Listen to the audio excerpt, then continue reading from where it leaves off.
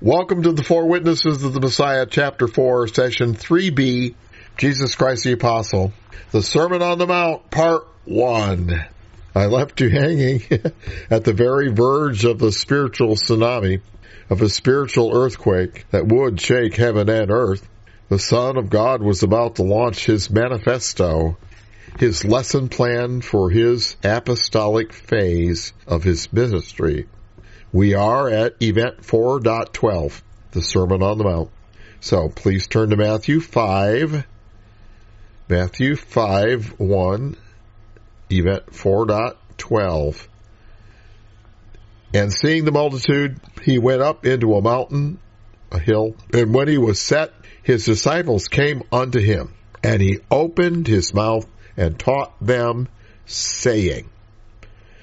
Verse 2 says that he had opened his mouth. To open one's mouth is a Semitic idiom, which means one has a lot to say. He was about to unburden his thoughts, and he was going to let him have it with both barrels blazing. Here are some other examples of that idiom. Acts chapter 8, verse 35. Acts chapter 8, verse 35. It says, Then Philip opened his mouth and began at the same scripture and preached unto him Jesus. This is Philip and the eunuch. And Philip the evangelist found himself in the optimum situation to lead somebody into the new birth. It was what evangelists dream about, because the eunuch had just asked him about a prophecy of the Messiah. And he asked, who's this talking about? Philip was compelled to answer him, regardless of the fact that he was a Gentile, and regardless of the fact he was a eunuch and couldn't become a proselyte first before becoming a Christian. His evangelic ministry fired up, and he couldn't restrain himself. God had set up the encounter, and Philip recognized the serendipity of the situation and responded from his heart. Do you see how that idiom, opened his mouth, fits so well there? Of course, he had to use his mouth to preach unto him Jesus. That figure of speech colors in what was black and white. Here's another example. Acts 10:34. Acts 10:34. Then Peter opened his mouth and said, Of a truth, I perceive that God is no respecter of persons. In this incident, Peter had just received earth-shaking revelation, not once, but 3 times. Remember that sheet that was let down? And then God said, What I have cleansed, that call not thou common. And then, right after that, with split-second timing, Cornelius' messengers called at his door. So he went with him. And then upon arrival at Cornelius' place, he learned that Cornelius had summoned him by commandment of an angel. So, in that moment, he put 2 and 2 together and had a realization, an epiphany. And he opened his mouth. And what burst forth changed the world. Of a truth, I perceive that God is no respecter of persons. And a wave of joy went over Cornelius and his household. Knowing the significance of that phrase really makes this passage sing. Here's another one with even more details. 2 Corinthians 6:11. 2 Corinthians chapter 6, verse 11. O ye Corinthians, our mouth is open unto you. Our heart is enlarged. It's tied right in with that. You are not constricted in us, but you are constricted in your own inward affections or compassions or feelings. Now for a recompense in the same, I speak as unto my children, be ye also enlarged. See, Paul and his fellow laborers opened their mouth. They were not constricted. They were not holding back anything. Their hearts were enlarged. They were not being small-hearted. God can bless and inspire us and fill our hearts. And the greater the capacity of our heart, the more He can give us. See, false teachers had come to Corinth and had turned the believers against Paul. They had restricted, closed off their feelings of affection toward him. And Paul was appealing to them with all that he had to open back up. So his heart was enlarged. Look at Psalm 119. Psalm 119, verse 32. Psalm 119:32. I will run the way of thy commandments when thou shalt enlarge my heart. Reverend Clapp loved that verse. As we do the word, and our heart capacity increases. Our hearts are where the spiritual info comes. Our spiritual heart's connected to our mental heart. So the greater our heart, the more God can fill it. To the ancients, the heart was logical. Their bowels were emotional. So when Paul's mouth was open, he was communicating what was in his enlarged heart. You see? So that's why I say Jesus turned on the fire hose. Imagine the capacity of his heart. And he opened then with a bombshell. Go back to Matthew 5. Matthew chapter 5, verse 3.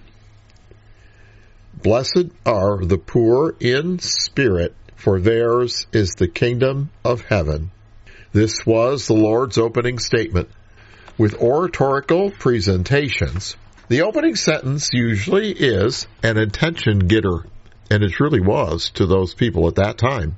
It probably does not have as much impact to our Western minds today. So I'm going to try to put us in their sandals and explain what Jesus said in his wisdom-laced, concentrated, Semitic way. First, I need to emphasize that Jesus did not say, quote, blessed are the poor in this sermon. He did say, quote, blessed are the poor in spirit. There's a big difference between those two phrases. The phrase poor in spirit, actually, is an inoffensive but picturesque way of describing those who are not influenced by pride and ego. He did not want to drive away those who needed to hear this the most. It was a cool play on words, purposely designed by Jesus to draw them in and excite interest by the coupling of two terms normally not associated. It was a gracious and deft statement to open with, because a revolution was beginning, but it was not to be a clash of arms, but of ideas.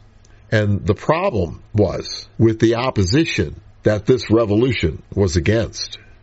Those proud Pharisees, they messed up Judaism. But he wouldn't have won many if he opened up with, quote, well, have you heard about the kingdom of heaven? Well, I ain't going to get there if you're full of pride. No, he didn't open that way.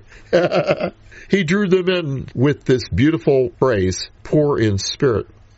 We must note that this sermon was originally given in Aramaic and later translated into Greek. George Lamsa, with his familiarity with Aramaic idioms, literally translated this phrase as, quote, poor in pride. The word spirit actually is there in the Aramaic text. But when unusually coupled with the word poor, it's got to be understood figuratively. Similarly, the word blessed and poor are not normally associated. So this allure that he's building is heightened. And we also can't think of the normal meaning of spirit here, because to be poor or lacking in it was implied as a good thing. Consequently, this would have to be something within this quote-unquote spirit of man category. That's an alternate meaning of the word spirit. And this was a common idiom and meaning, as can be attested by its frequent occurrence in the Proverbs. Turn to the book of Proverbs, chapter 14. Proverbs 14 and verse 29. Proverbs 14:29. He that is slow to wrath is of great understanding, but he that is hasty of spirit exalteth folly. Now see, that spirit there can't be Holy Spirit, can it? It's got to be the spirit of man. Okay, see? Proverbs 15:13. Proverbs 15:13. A merry heart makes a cheerful countenance, but by sorrow of the heart the spirit is broken. That can't be Holy Spirit either, can it? Broken spirit? No, can't be Holy Spirit. It's got to be the spirit of man. Okay? Proverbs 16:18. Proverbs 16:18 and 19. Pride goes before destruction, and a haughty spirit before a fall. Better is it to be of a humble spirit with the lowly than to divide the spoil with the proud. So, do you see how that spirit there is the spirit of man? And Jesus said, blessed are the poor in spirit. Here's another one. Proverbs 16:32. Proverbs 16:32. He that is slow to anger is better than the mighty, and he that rules his spirit than he that takes a city. So, see, this is letting the word explain its own terms. See, we have a similar alternate meaning for spirit in English. Like when we speak of a spirited horse, one that's difficult to tame or control, or proud, full of energy. A spirited horse. The Aramaic idiom Jesus used to refer to a spirited man then meant a man as arrogant and prideful and egotistical and untamable. See, poor in that kind of spirit. So what Jesus was actually saying is, blessed are the poor or deficient in spirit, ego, pride. That is, in other words, blessed are the humble. See, the way Jesus phrased this, it was so beautiful. He made them think to get it. So you see how that catchy phrase immediately disarmed everybody, captured their attention right from the start, and got them to crack a smile with his witty statement? That strategy, oratorically, is brilliant. It's what orators want. They want the attention of the crowd as quickly as possible, and friendly attention preferred. This perspective on Jesus' introductory statement is a great key to unlocking the proper understanding of this sermon, because Jesus did not say, blessed are the poor, which many think he did say. That casts the opening in incorrect light. Wow. Do you see how if commentators started off on the wrong foot here, it's going to affect all the rest of their interpretation of the sermon? You know, I don't care how many heartstrings their colloquies strum. They cast things in the wrong light. Jesus taught, blessed are the humble. And we're going to see that the fact that he was referring to humility is confirmed repeatedly throughout the sermon. But then he mentions something next that could only have messianic overtones. For theirs is the kingdom of heaven. For those expectant ones who were actively listening, their ears would have been smoking. Jesus didn't soft sell this message one bit. He opened with a blast. You want the kingdom of heaven? Well, here's how to gain entry. And the door was being flung wide open, because the entitled Pharisees thought they were the only ones that were deserving. Wow, no way. A wave of healing and hope went over the whole crowd. He phrased his opening so eloquently, no one could fault it. Every Jew knew the prohibitions against pride given in Proverbs, because that book was central to their education. So nobody could disagree that it was a fitting thing that those who lacked pride should be blessed. However, the 600-pound gorilla in the room, which nobody was willing to speak of, the entitled Pharisees and Sadducees, they were prideful. They were arrogant. This definitely was a skillful shot over their bow, but he got them thinking, and that's the first step you want when dealing with opponents. You know, Jesus had to deal with Pharisee hecklers often during his teachings, so they definitely were present in this audience. But he knew how to handle them. They definitely had spies in the crowd to evaluate this emerging teacher who was outside of their influence and control, and certainly without their blessing.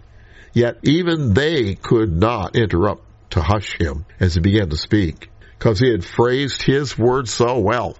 The Greek word translated blessed actually means to be happy in Greek, but the Aramaic original standing behind it means to be blessed. So I'm sticking with the Aramaic, blessed. The Latin word is beati, means the same thing. But then, after that, Jesus really took it over the top, because he used that exciting term, kingdom of heaven. This is full of messianic overtones.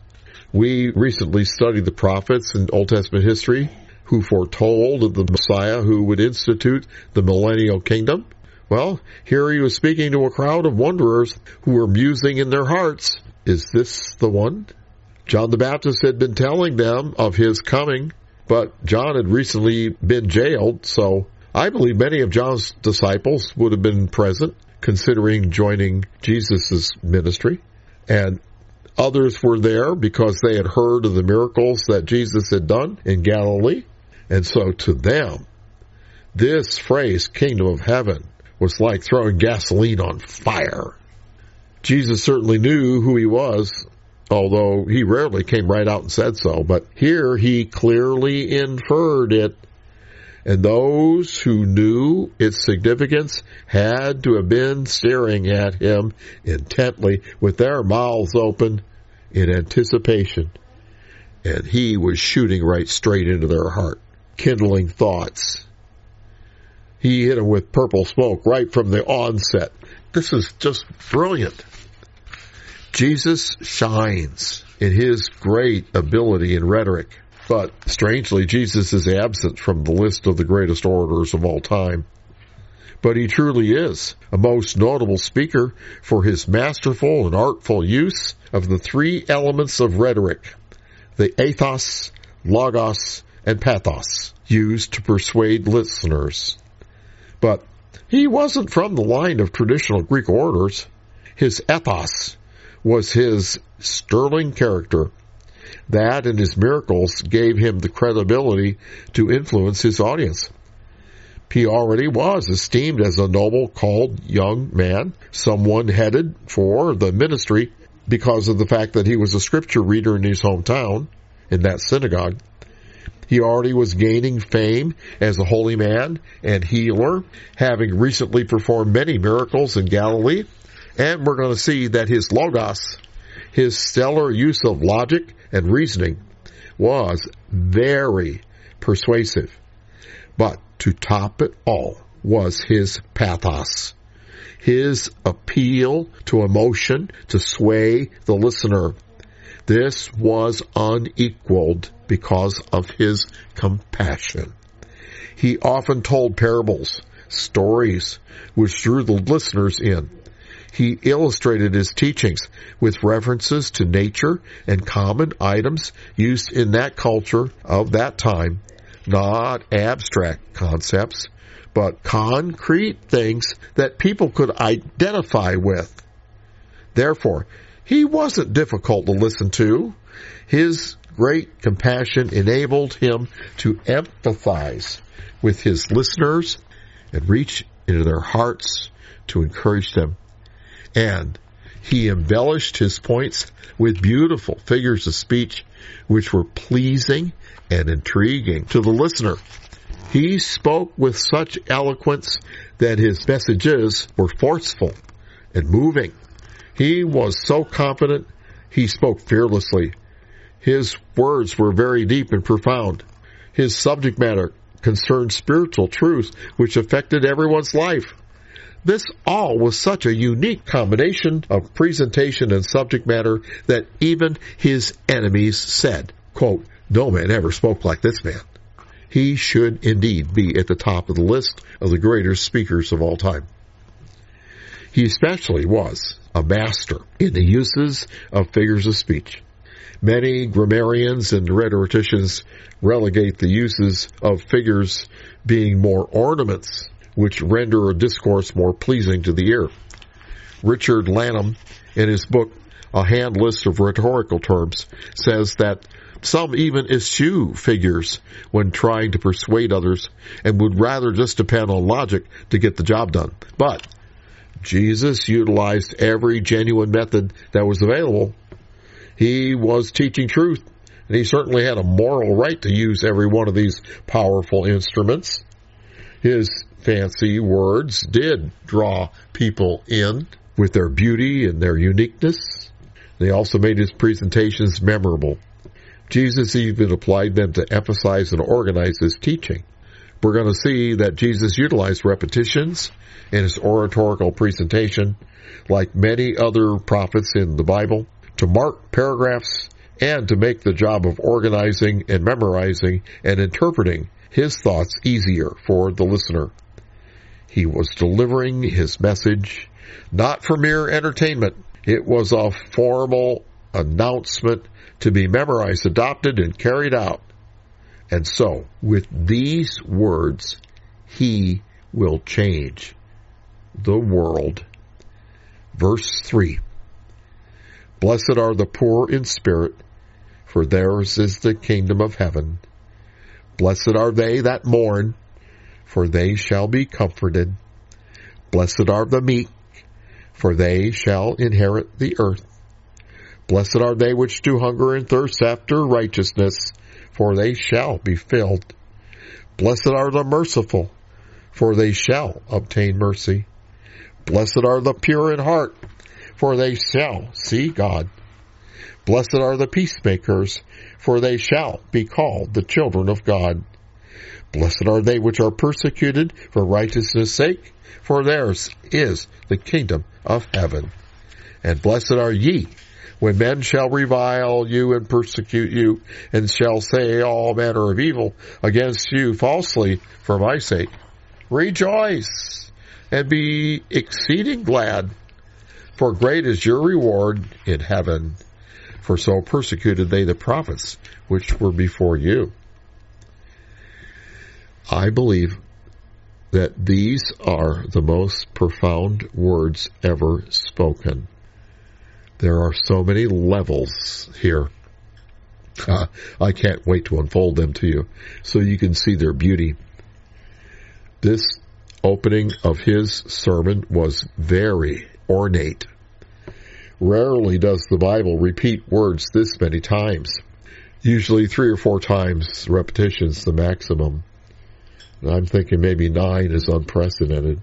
Also, the interplay between the word blessed and then the accompanying, quote, for they shall phrase is beautiful and rhythmical and intriguing, drawing the listener in.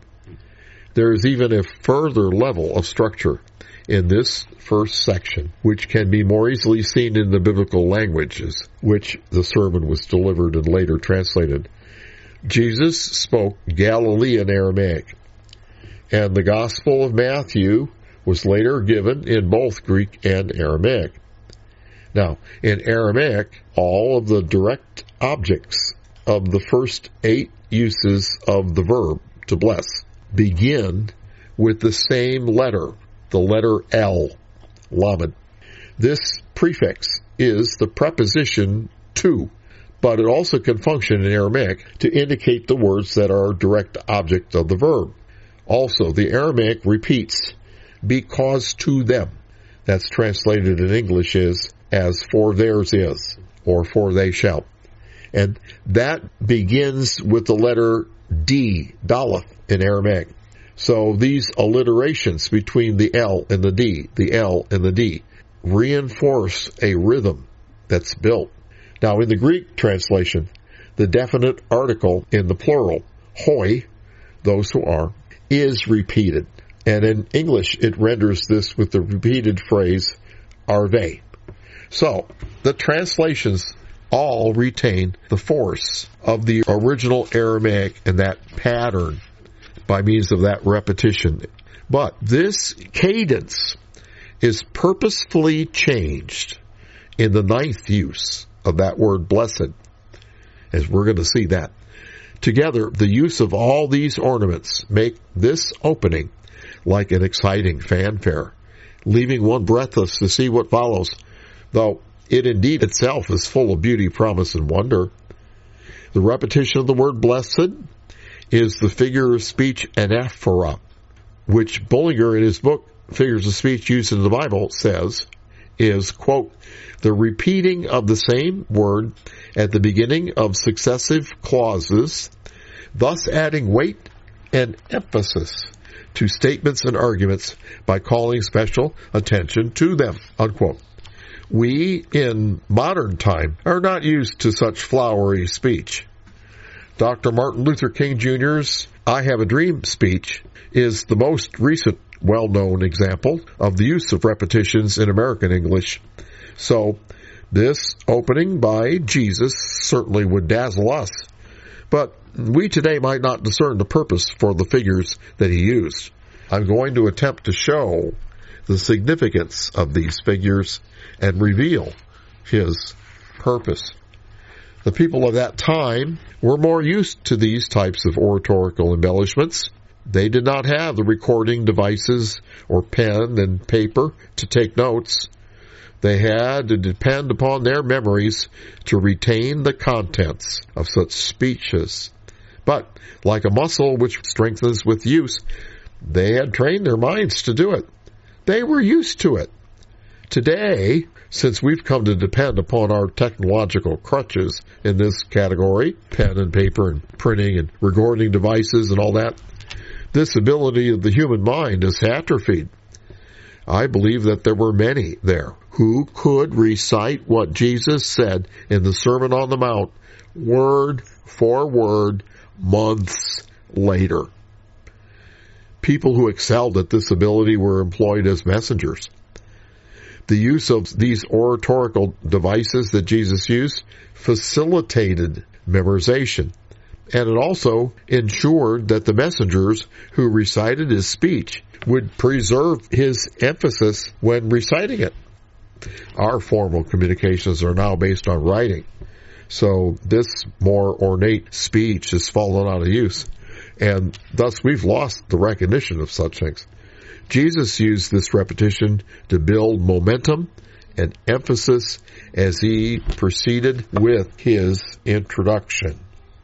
So, we're going to see how Jesus embedded clues. Without knowing these signals, we can be overwhelmed with the obvious depth and beauty here. Because where do we start? A treasure map has an X to mark the spot where to dig. Similarly, a sagacious expert speaker will give clues by voice intonation and other means to indicate to the hearers where to dig. But we don't have any recordings of his voice, so we can't have the benefit of that. But there are other obvious stylistic and rhetorical signals that we can consider. So, I know, when I first received this assignment to work on the Sermon on the Mount, I didn't know where to begin to comprehend the Beatitudes. All I knew was maybe to extol their beauty, but I sensed there was a lot more there. But right off, I noticed a pattern that built a rhythm with the first 8 repetitions of the word blessed, and then that echo for they shall. But after verse 10, the cadence changed. And this pattern shift purposefully steers the audience to and emphasizes the 9th use of the word blessed.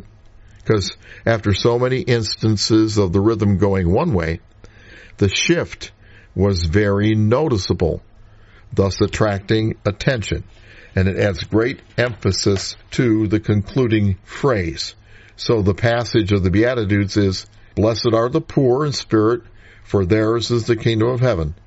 Blessed are they that mourn, for they shall be comforted.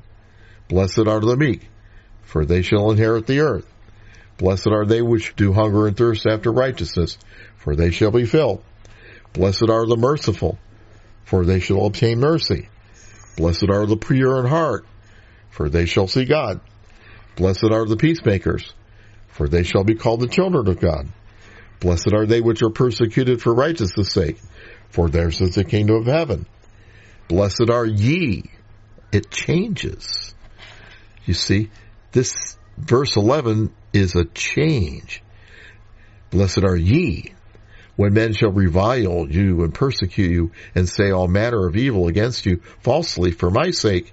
Rejoice, and be exceeding glad, for great is your reward in heaven, for so persecuted they the prophets which were before you. That verse 11 and 12 are like a punchline, because the first 8 repetitions of the word blessed are talking about things, they are generic in nature. Blessed are they, blessed are they, blessed are they. You know, those guys generically. But in the 9th instance, it is blessed are ye. You see? That's specific. Well, something's changed. The cadence is different. What's happening? Jesus was already asking the audience to make a decision regarding him. He was asking them to endure being reviled and persecuted and falsely accused for his sake. That requires a rather deep level of loyalty, don't you think? He was inviting them to side with him after only 10 verses. I was amazed. How could he be so bold to have asked that huge crowd for such a commitment so quickly? In rhetoric, virtue is the rhetorical skill of making an audience believe you. Jesus did it in 90 seconds. How did he accomplish that? When we answer that question, we will understand the foundation of this sermon and the sheer force of his words. When I realized that this is what he had done in Matthew 5, 11, and 12, I was astonished. I'm a public speaker like my father before me, and I've honed my skills of teaching and persuasion for many years. Since COVID, I've lost some of my ability, but I'm fighting to get it back. But I was amazed, and I marveled at his boldness and wondered how he could carry that off. When we understand how he did this, we truly will have the keys to his sermon. The Beatitudes certainly were a beautiful string of pearls that no one could disagree with, but there obviously was so much more there. Well, how did he do that? The first stage of our quest to discover the answer to this question involves an analysis of what he literally offered to the hungry and expectant crowd. Remember, the believers had been repressed by the abuse of the legalists for generations. Many who attended were participating in the Jewish revival movement begun by John the Baptist. These believers would have been more spiritually awake and perceptive because of their exposure to the Spirit-filled ministry of John. They definitely would have been seeking the truth and would have been more fluent in the Scriptures than the average Jew of that era because of John's ministry. The impact of Jesus' words upon them had to be marvelous. Their lives were cruel. They were poor. Sickness often attacked and killed. They worked hard for whatever they accumulated. Then on top of that was the Roman occupation and the Pharisees' spiritual abuse. They wanted the kingdom of heaven now, and he was talking about it. They wanted to be comforted now, and he was talking about it. They wanted to inherit the earth, and he was talking about it. They certainly were hungering, thirsting for righteousness, and he promised that they shall be filled. But when it comes to evaluating their concerns, to me, the most revealing insight is that being reformers, they certainly were seeking, but not yet finding what they sought from the Pharisees and Sadducees at the temple or the synagogues. Were they getting it? No. Where do people go to mourn? They usually go to the place of their worship.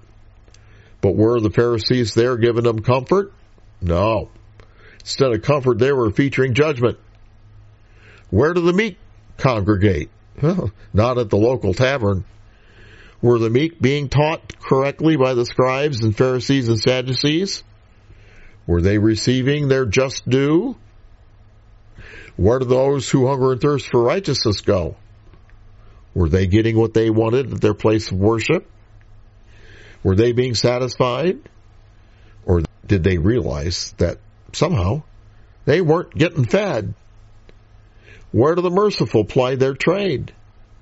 Were they being allowed to function at the local synagogue or at the temple? Or were the Pharisees crowding them out because they wanted the prominent seats in the synagogues for themselves to be seen of men?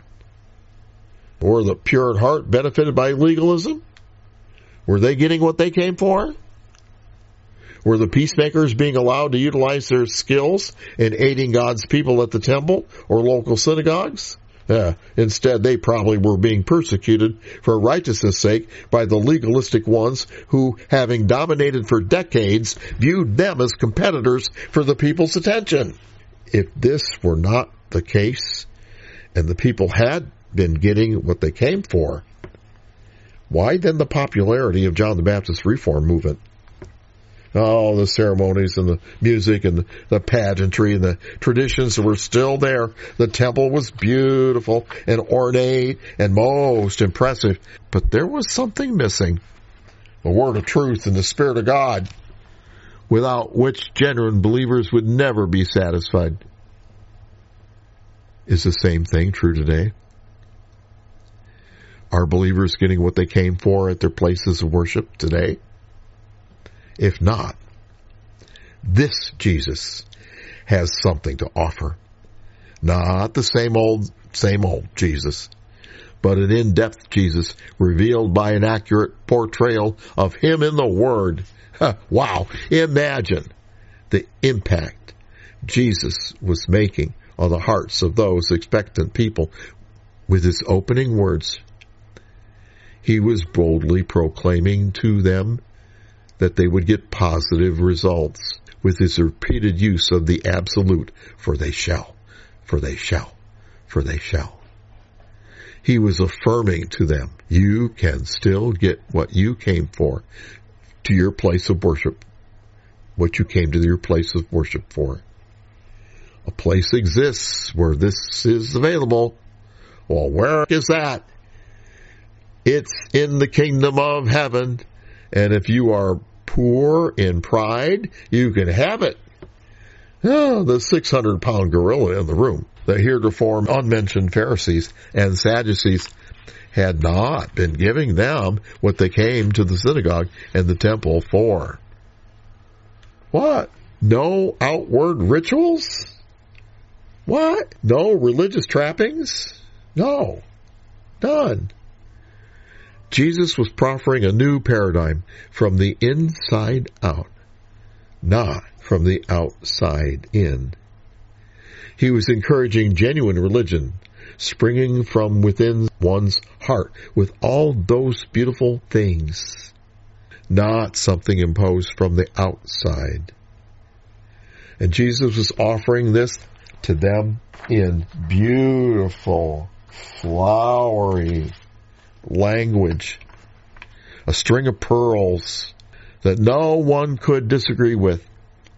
It was like a bomb exploding. Wow.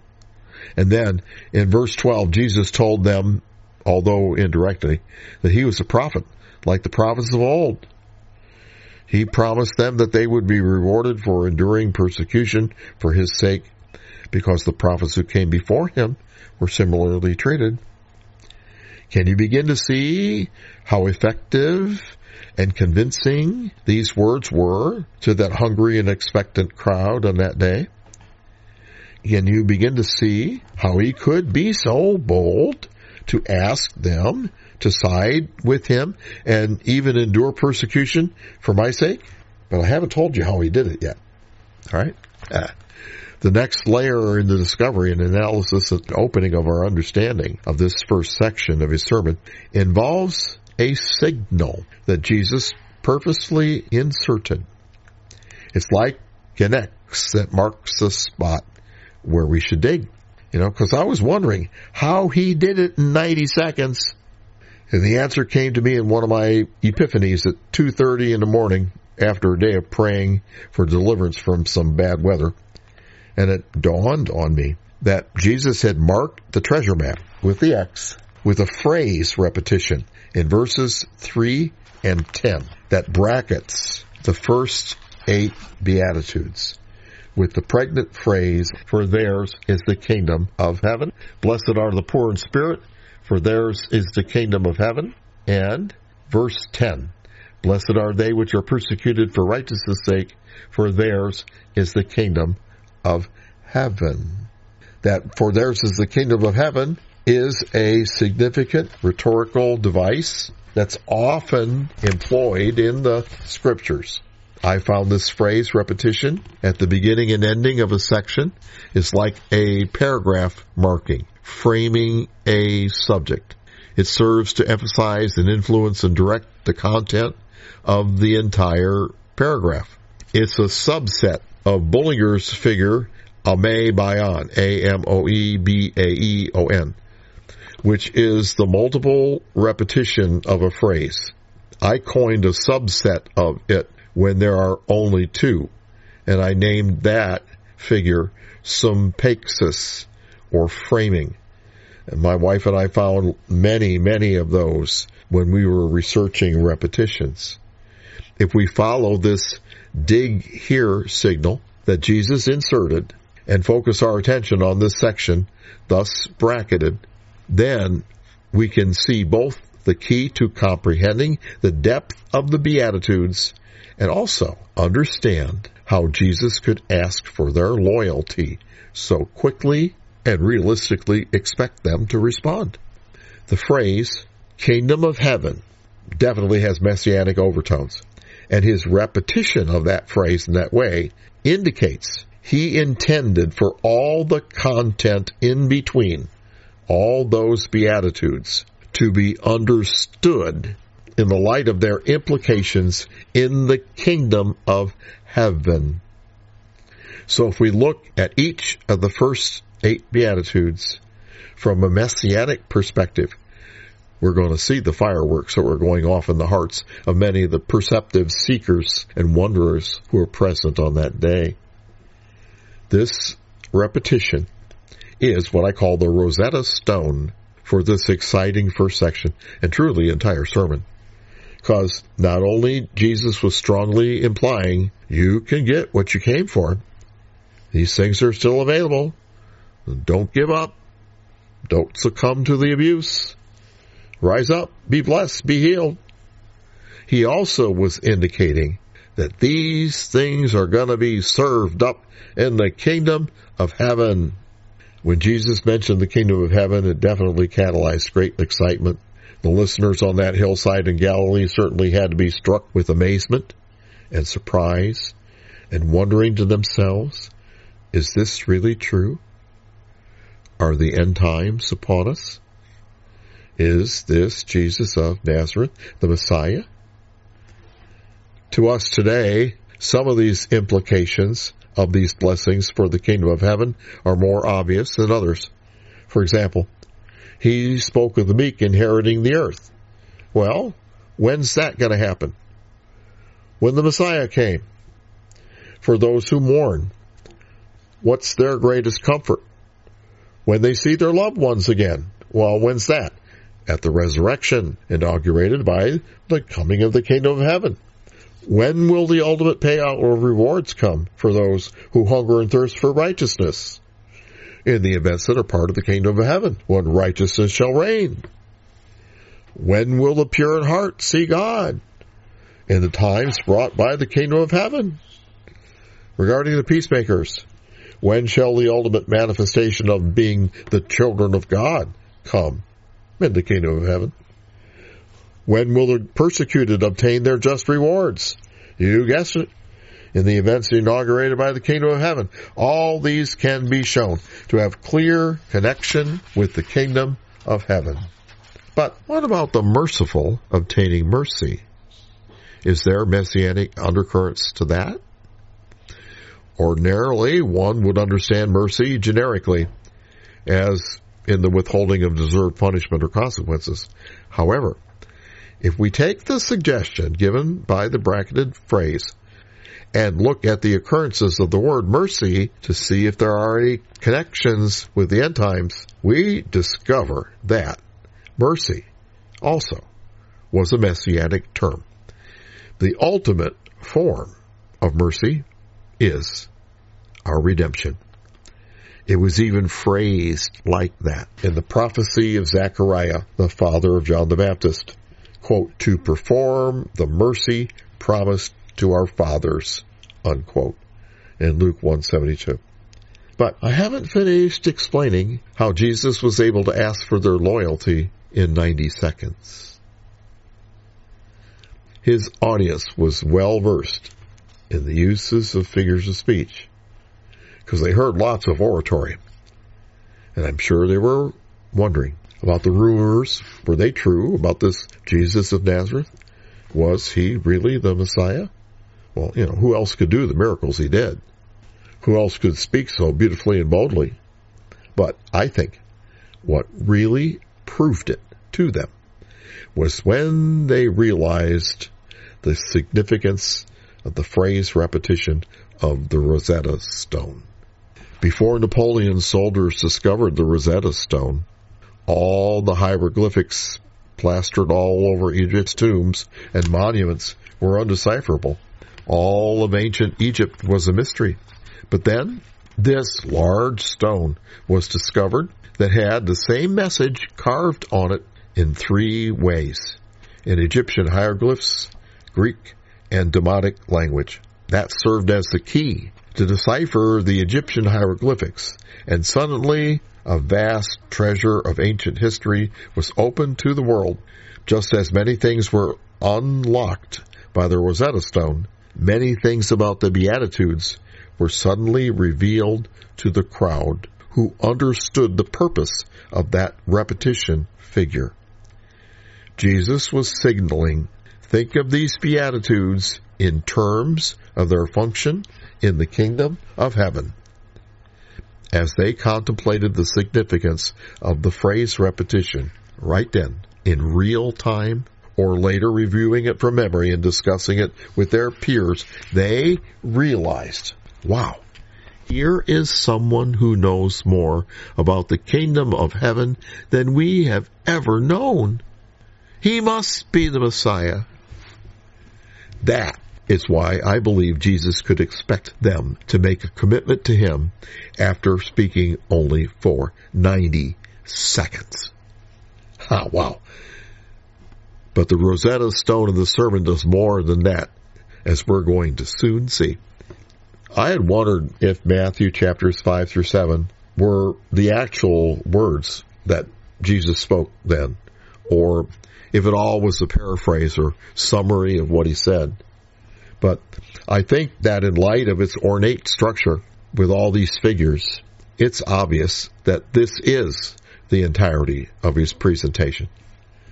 Thus, the figures serve an additional job of packaging and protecting, keeping intact his message for all time. True, an in-depth teaching could be given on each phrase and even each word.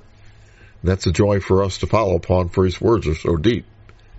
But if what we have today was only a summary, and that he actually did teach it in depth, that meeting on the hillside would have lasted for days. Because of the phraseology used, we can infer that this teaching was intended to be a comprehensive opening and portrayal of the substance of his ministry. It opened with a succinct listing, like the 10 Commandments. It was given in the sagacious Semitic style of a Jewish scholar and prophet. Consequently, each thought was full of depth and import and was meant to be pondered. It's sort of like the teachings in our class that are so in-depth that people have to go back over them on the recording to get everything out of it. Well, this was taught the same way, very concentrated, and it was expected that people had memorized it, and then they would ponder it later to get more out of it. Job and Psalms and Proverbs have a similar profound nature and Semitic wisdom speak style.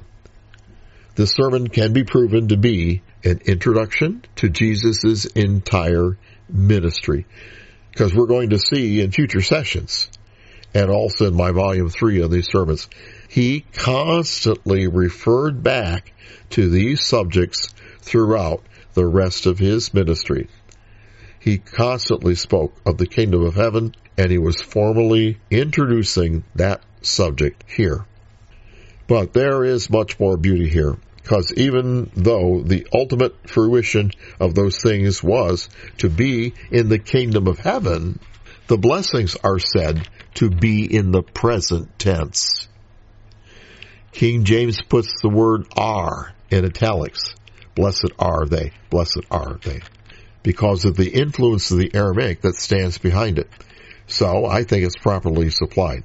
But what is really something is that when we get to verse 11, where that cadence change occurs, and he arrives at the conclusion, then the verb is not implied in the Greek. It is literally there. Blessed are. That's emphatic.